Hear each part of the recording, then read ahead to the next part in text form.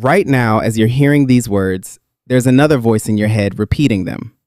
You're not just listening, you're silently speaking along. You do this every single day. When you rehearse an argument in the shower, when you read a text message and hear the other person's voice, when you lie in bed at night and a version of you narrates your own life back to you like you're the main character in a movie nobody else can see. You've been doing this since you were a child. This voice is with you more than any person you've ever known. It's the first thing you hear when you wake up and the last thing you hear before you fall asleep.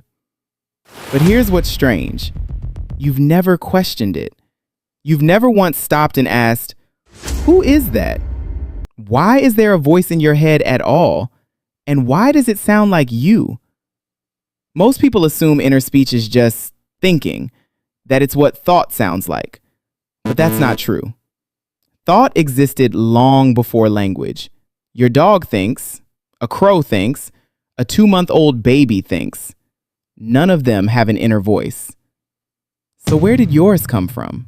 In the 1920s, a Soviet psychologist named Lev Vygotsky sat in a room full of children and noticed something nobody had paid attention to before. Young kids, around 3 or 4 years old, talk to themselves constantly, out loud. They narrate everything they do. I'm picking up the red block. Now I'm putting it on top. Teachers at the time thought this was meaningless, noise, a phase to grow out of. Vygotsky saw something completely different. He proposed that children aren't talking to themselves for no reason. They're using language as a tool. They're literally steering their own behavior with their voice, the same way a parent steers them by saying, "Put that down," or "Be careful." The child takes the parent's external voice and begins to use it on themselves. And then, around age 7, something remarkable happens. The out loud talking doesn't stop. It goes underground. The child learns to compress speech. The lips stop moving. The voice moves inward. And for the rest of their life, they carry a speaker inside their skull that never turns off. Your inner voice isn't something you were born with. It was installed, piece by piece, by every person who ever spoke to you when you were too young to remember. But here's what's fascinating. That voice in your head doesn't work the way you think it does. In 2011, a psychologist at the University of Nevada named Russell Hurlburt did something no one had really tried before.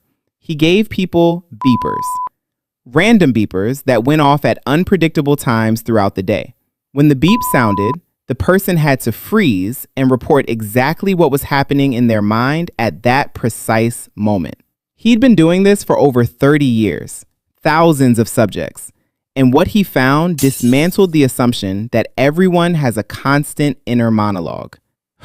They don't. Some people reported a clear, fully formed voice in their heads, like a narrator reading a script, but others reported something completely different.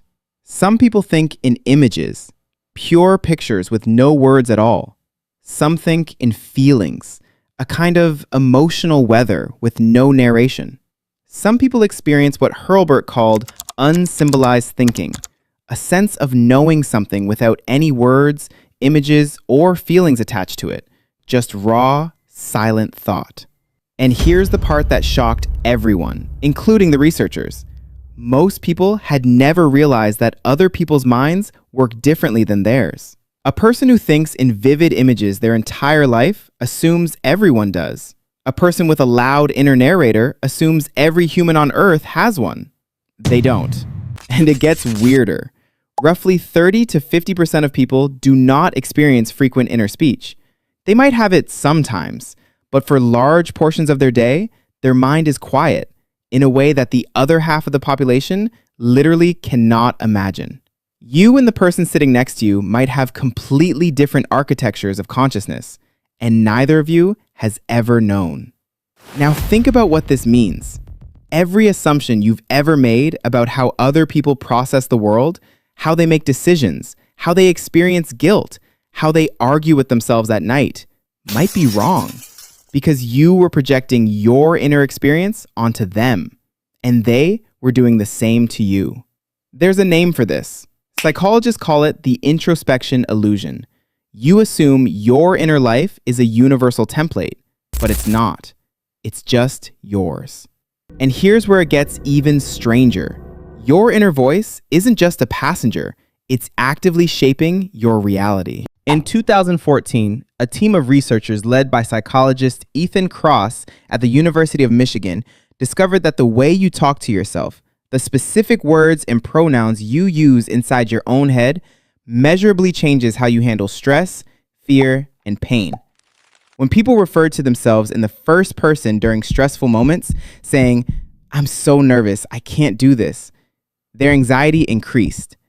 But when they switched to second or third person, saying, "You've got this," or even using their own name, "Come on, Sarah, you've done this before," their anxiety dropped measurably, immediately, as if they had created a second person inside their own mind to coach them through the moment. Kross called this self-distancing, and it suggests something almost unsettling. Your inner voice isn't one voice. It's a stage, and you can put different characters on it. You've been doing it your entire life without knowing. The critical voice that tells you you're not good enough, that's not you. It's a character, a pattern, a loop that was installed so early you mistook it for truth. A woman in one of Hurlburt's studies lived 43 years hearing a voice that repeated, "You're going to fail," before every decision she ever made, every job interview, every relationship, every morning. When she finally learned that not everyone has that voice, that some people's minds are simply quiet, she broke down crying. Not from sadness, from relief. Because for the first time, she understood that voice was never a fact about her life. It was just a character that never left the stage. And yet, most people never learn this. Most people live their entire lives believing that the voice in their head is who they are, that they're stuck with it, that thinking and narrating are the same thing. They're not. Buddhist monks figured this out 2,500 years ago. They called it monkey mind, the untrained voice that jumps from thought to thought, replaying regrets, rehearsing fears, narrating a life that hasn't happened yet. Meditation, at its core, isn't about relaxation. It's about learning that you are not the voice. You're the one listening to it. But modern life makes this nearly impossible to discover on your own, because the voice never gets a moment of silence. You wake up and check your phone. The voice reads notifications. You commute and listen to a podcast. The voice argues with the host. You work, you scroll, you stream, you text, and every single one of those actions feeds the narrator more material, more scripts to rehearse, more arguments to replay, more futures to worry about. The average person spends 47% of their waking hours not thinking about what they're actually doing. Nearly half your conscious life is spent listening to a voice inside your head talk about somewhere you're not and something that isn't happening. And we've built an entire civilization that makes this worse. Every notification is a prompt for your inner voice. Every social media feed is a script for it to rehearse. Every piece of content you consume becomes raw material for the narrator that never sleeps. We didn't just create the inner voice. We created a world that never lets it rest. For most of human history, there were long stretches of silence, walking without headphones, working without background noise, sitting without a screen.